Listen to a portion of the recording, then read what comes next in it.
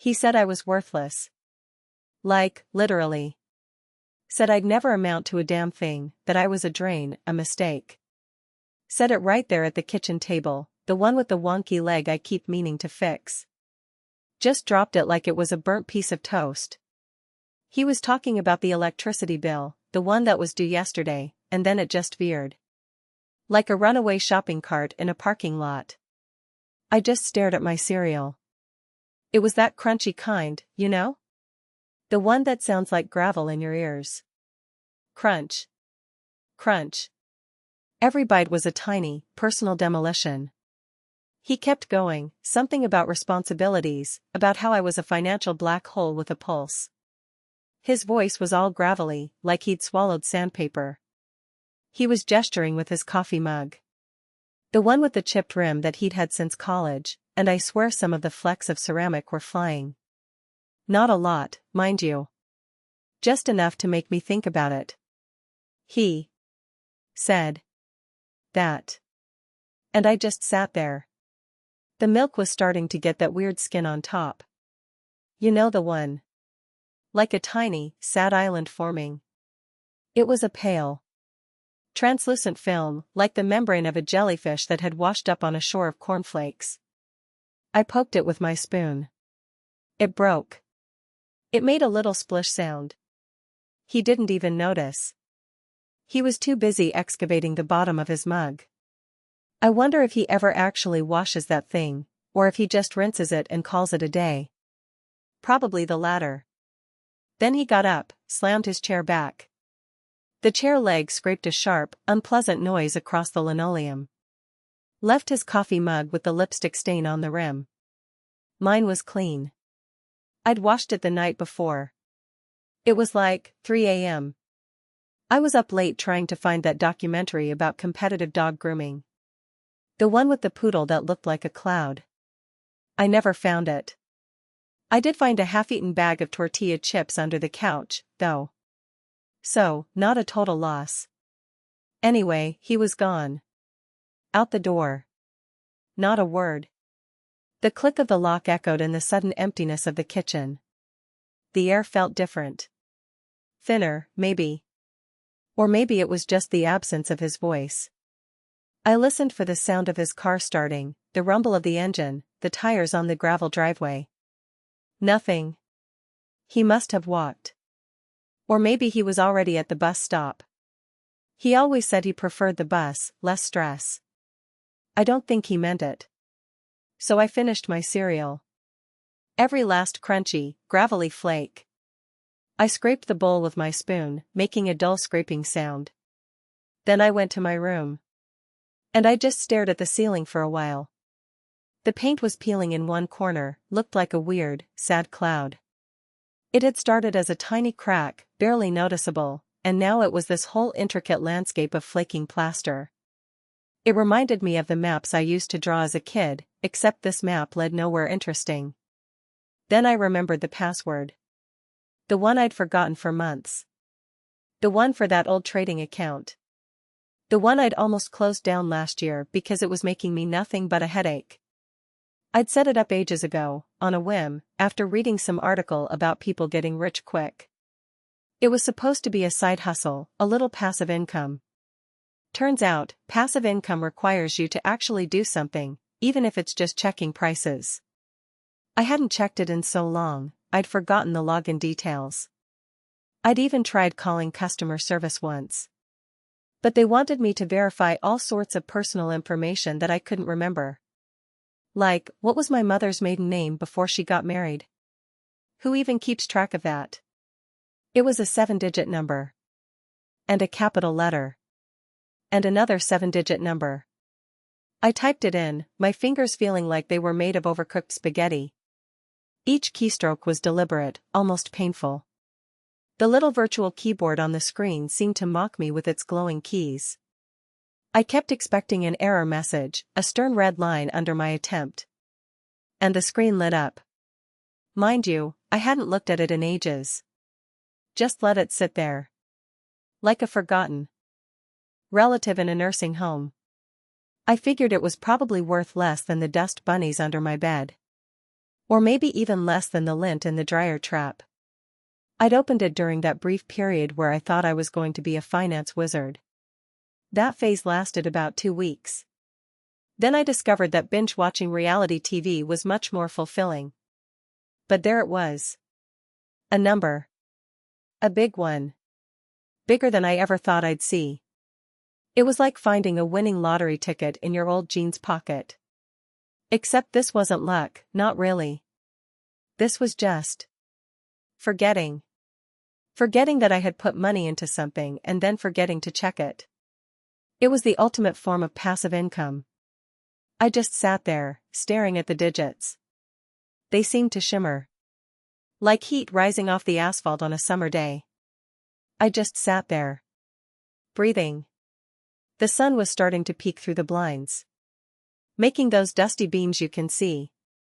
The dust motes danced in the light like tiny, silent disco balls. I could hear the hum of the refrigerator. A low, steady thrum that had always been there but I never really registered. I could also hear a dog barking somewhere down the street.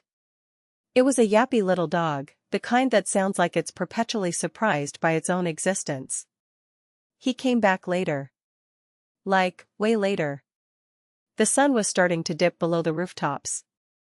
The light in my room had turned a hazy orange. I hadn't moved from my desk chair. I was still staring at the screen. He stood in the doorway for a moment, just watching me. He looked surprised. Probably thought I'd run away or something, which, let me tell you, was a fleeting thought. A very, very fleeting thought.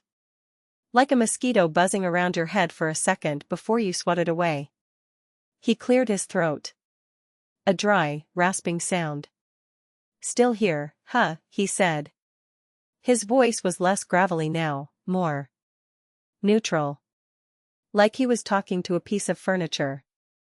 I just nodded, not taking my eyes off the screen. The numbers were still there. Solid. Real. He walked into the room, then stopped. He looked around, his gaze landing on the computer screen. His eyebrows went up a fraction. What are you doing? I finally looked at him. Just checking something. He leaned in, squinting at the numbers. Is that your trading account? I nodded. He stood up straight again. Jesus. I thought you'd given up on that thing. Thought it was completely dead in the water. Me too, I said. He was quiet for a minute. He paced a small circle in front of my desk. The floorboards creaked under his weight. So, he said, stopping. How's it? How's it looking? I shrugged. It's fine. He stared at me. Fine? What does fine mean? Is it making money? Is it losing money? Just give me a number, for crying out loud. I looked back at the screen. It's a number. He threw his hands up in the air. Unbelievable. Absolutely unbelievable. You're sitting here, not doing anything, not contributing, and you're just staring at this. This digital dust bunny. He walked over to the window and looked out at the fading light. I'm tired, he said, his voice muffled by the glass. I'm just so tired of this. He turned back, his face in shadow. You know, I was thinking about that car. The one you were looking at. The blue one. Bit of a stretch, money-wise, but... He trailed off. I kept my gaze on the screen.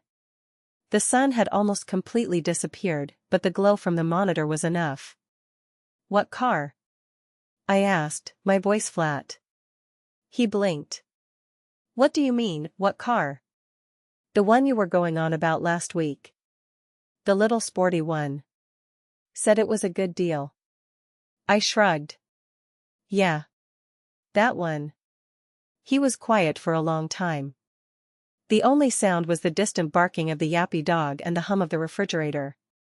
He walked back to the desk, closer this time. He put his hands on the back of my chair, his knuckles white. You know, he said, his voice low. I think I'm going to buy that car. He stopped. His mouth just hung open a little. He looked like a fish who'd just seen a bigger fish. His eyes were wide, and his pupils seemed to have shrunk to pinpricks. "What car?" he asked again, his voice a little higher this time. I just shrugged. "That one. You know. The blue one." He went silent. Like, completely. The kind of silent where you can hear your own blood rushing. It was a thick, heavy silence that pressed down on my eardrums. His face went a funny shade of gray, like old newspaper. He looked smaller. Like someone had deflated him. He took a step back from the desk. Then another, as if the numbers on the screen were actively repelling him. "So yeah. That was it. He hasn't said a word about me being worthless since. Not a peep. He still complains about the bills, still grumbles about the cost of groceries, but the personal attacks. Gone. Vanished. Like a bad smell. Actually, he asked me for a loan yesterday. A small one. Said he was a bit short for the gas bill. I told him no. I just shook my head. He didn't argue. He just nodded and walked away. Anyway. The blue car is in the driveway. It smells like new leather and regret. I picked it up this morning. The dealership guy was all smiles and handshakes. He kept calling me ma'am and I felt a weird surge of something. Pride? Maybe. I don't know. The interior is that rich, dark blue, almost black, and the leather is so smooth it feels like butter. I've been sitting in it for the last hour, just running the engine. It purrs. A low, contented rumble. And he's still at the kitchen table, staring at his coffee. The wonky leg is still wonky. I should really get that fixed. It's been like that for years. And the sad cloud paint is still peeling. It looks even worse today, like a miniature, plaster-based storm front. I might get around to scraping it off tomorrow. Or maybe the day after. I need to call the dentist, actually. My molar is starting to ache again. It's probably just a cavity. Nothing to worry about. Probably. I opened the trading account again. The numbers are still there. Looking good. I might even put a little more in. Just a little. You never know. It's funny how things work out. One minute you're worthless, the next you're buying cars. It's all about perspective, I guess. Or maybe it's just about forgetting to check your emails. He's still there. Sipping his coffee. The lipstick stain is still on the rim. It's a faded pink, almost invisible unless the light hits it just right. Like a ghost of a forgotten kiss. He hasn't looked up. He's just staring into the depths of his mug. I wonder what he's thinking. Probably about money. Or about how he's always right. He's usually thinking about one of those two things. Or both, simultaneously. That's his superpower. Thinking about money and being right at the same time. I'm going to take the car for a drive. Just around the block. Feel the road under the tires. Hear the engine sing. It's a good sound. A strong sound. Not like that gravelly voice. That voice is just annoying. Like nails on a chalkboard. Or like someone chewing with their mouth open. I hate that. And I hate it when people leave their dirty dishes in the sink. That's another thing he does. Just leaves them there. Piles them up. Like a monument to his laziness. I'm glad I didn't run away. Though, for a minute there, I really considered it. Just pack a bag and go. See where the road took me. But then. This happened. This number. This blue car. So, maybe running away wasn't the answer. Maybe the answer was just waiting. And forgetting. And then remembering. He's still staring at his coffee. He hasn't moved. Not an inch. It's like he's frozen in time. A statue of mild disappointment. I could probably do anything right now. I could set the table. I could do the dishes. I could even fix the wonky leg on the table. But I'm not going to. Not yet. I'm going to go for a drive. And then I'm going to think about what to do next. The sun is gone now. The sky is a deep, bruised purple. The street lights have flickered on, casting long, distorted shadows. The blue car is waiting. It's a beautiful car. Really beautiful. I still can't quite believe it's mine. It's like something out of a movie. Or a dream. A good dream. Not like the ones where you're naked in public or you can't find your keys. This is a good dream. A tangible, real-life good dream. He's still at the table. I can hear him sigh. It's a long, drawn-out sigh. Like the wind blowing through a deserted canyon. I wonder if he'll ever notice the lipstick stain. Probably not. He's too busy being right. Or thinking about money. Or both. It's exhausting, really. Being that self-absorbed. I'm going to start the engine. Hear that purr. Feel that power. It's a good feeling. A powerful feeling.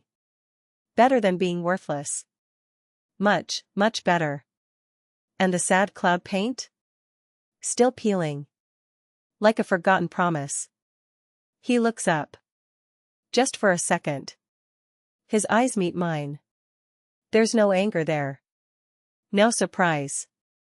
Just a blankness. Like looking into a polished stone. Then he looks back down at his coffee. The wonky leg of the table is still wonky. And the sad cloud paint is still peeling. And the blue car is in the driveway. Ready to go.